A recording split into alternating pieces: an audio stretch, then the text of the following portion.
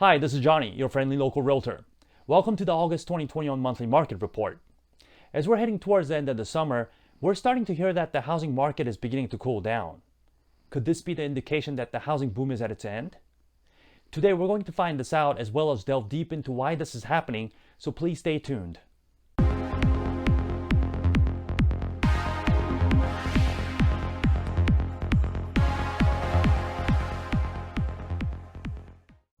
Before we discuss what's happening in today's housing market, I would like to start today on the discussion about the housing bubble. I've been talking about this since the beginning of this year, but the reason I bring this up again is because this question is still being asked, and it's important to know the facts on this matter. If I can borrow the words of Mark Hackett, Chief of Investment Research at Nationwide, he said, "When you have a void of information, emotion tends to drive decision making." I want to make sure you are equipped with clear information and facts to make that important real estate decisions. Now, the biggest reason why housing bubble question is not subsiding is because of this. If you look at this graph by CoreLogic for year-over-year price appreciation, you can see we started out the year with 10% appreciation from last year, but as the months pass, the rate by which it's increasing each month is going up rapidly. And when people see this, they can't help but to be asking the question, how much appreciation is too much?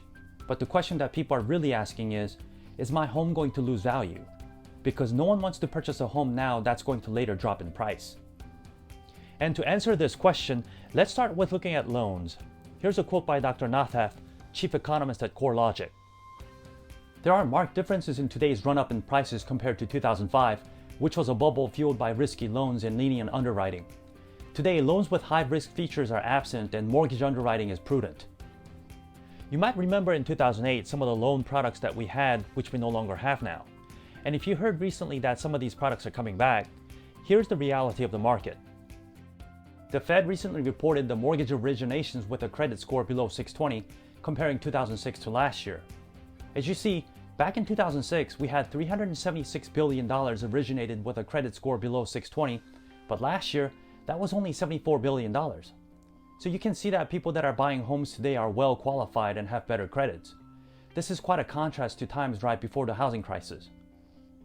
Now let's look at the stark contrast on MBA's Mortgage Credit Availability Index. On this index, higher the number, the easier it is to get a loan. As you can see, we're right now nowhere close to where we were before the housing crisis. As a matter of fact, the requirement for getting the loan has recently gotten stricter. Also, during the housing crisis, the demand was inflated, but now that demand is real. Unlike 2008, right now people are only buying homes that they can really afford. Now let's move on to affordability. The first graph I'd like to show you is the Fed's report on the household debt service ratio for mortgages as percent of disposable personal income. In other words, we're going to see how much of your net income is spent towards your mortgage payments. As you see in this graph, during the height of the housing crisis, the mortgage or the household debt service ratio was 7.21%, but where are we now? We're right now just under 3.5%, even better than where we were back in the 80s. So are we seeing people over-leveraged or taking on lots of debt like back in the housing crisis? Definitely not. We're in a very different situation now. Okay, so we understand that the average Americans are spending less portions of their total income towards their mortgage payments, but how about housing affordability? With the rising home prices, are homes still affordable? Mark Fleming, Chief Economist at First American, sheds this insight. Looking back at the bubble years, house prices exceeded house buying power in 2006 nationally, but today, house buying power is nearly twice as high as the median sale price nationally. Many find it hard to believe, but housing is actually undervalued in most markets, and the gap between house buying power and sale prices indicates there's room for further house price growth in the months to come. Now, to understand more easily to Fleming's statement, let's take a look at this Housing Affordability Index by NAR. This chart is the result of three components: home prices, interest rates, and wages. So when you hear someone say housing isn't affordable anymore, you have to ask them, compared to when? Because if you look at this graph, homes were more affordable than today for the last couple of years, but compared to 3 years ago, it's more affordable now. And certainly more affordable than the times before the housing crash. That's all I'm going to cover today on the bubble, but now let's move on to the latest information on the forbearance. I've been keeping in track of this since the onset of the forbearance program, and this is what we have now. Originally, Experts had expected that 30% of all mortgages in the country would claim forbearance, and all of those could possibly turn into foreclosures. What actually happened was that only 8.47% of all mortgages claimed forbearance, and now that number dropped to 3.5%. And by looking at this graph, you can visually see the numbers going down since the beginning of the forbearance program, and where we're now at 3.5% is actually 1.86 million mortgages in active forbearance. Now, this is a great progress, and we expect this number to continue to go down as time passes. Now, the latest data from Black Knight says that nearly 87% of homeowners in active forbearance plan have at least 10% equity in their homes. So they're likely to avoid foreclosures and protect their investment by selling their homes, but the others between 200 to 300,000 could end up foreclosing their property. Of course, you never want to see people go through foreclosures, but if you put these numbers into context, it's very different than where we were last time. Because this is what Wall Street Journal said. Between 2006 and 2014, about 9.3 million households went through foreclosures, gave up their homes to a lender, or sold in a distress sale. Losing 9.3 million homes is something that we never want to repeat again, but comparing 9.3 million to 200 or 300,000 is vastly different numbers. Now let's talk about what I mentioned in the beginning. Is the housing market finally slowing down?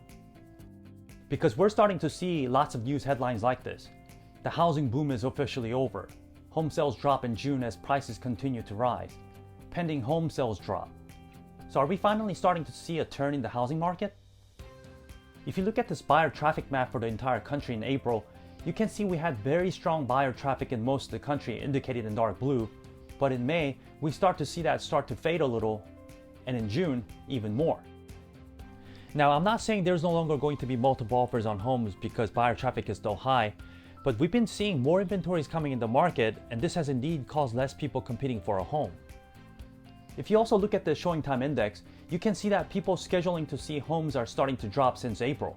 But now, before you start to say, it's done, all the buyers have left, I want you to know that numbers of people scheduling to see homes are still ahead in June compared to June last year. So why is this happening? Could this be seasonal? This could certainly be the case since people couldn't go on vacation last year, so they're going to want to take as many as they can this year. But the biggest contributing factor to this is because of the rising home prices. Many people are thinking home prices are going up too quickly, and they're not sure if they want to continue shopping for their homes. Because if you look at this May year-over-year house price appreciation, FHFA says 18%, CoreLogic 15.4%, and Case-Shiller 16.6%. Now, if you're a serious buyer, now is the good time to buy to avoid those competitions. But if you're thinking all of a sudden things have turned in favor for the buyers and expecting that the home prices will go down, I want you to know that we're still in the deep end of the seller's market and there's no reason for the home prices to go down. This is how Lawrence Yun, chief economist at NAR, puts it. At a broad level, home prices are in no danger or a decline due to tight inventory conditions, but I do expect prices to appreciate at a slower pace by the end of the year. Ideally, the cost for a home would rise roughly in line with income growth, which is likely to happen in 2022 as more listings and new construction become available. Eventually, we're going to see housing market returning to norm, but it will take some time. Well, this is everything I have for you today, and I hope what I covered will aid you in making that important real estate decision.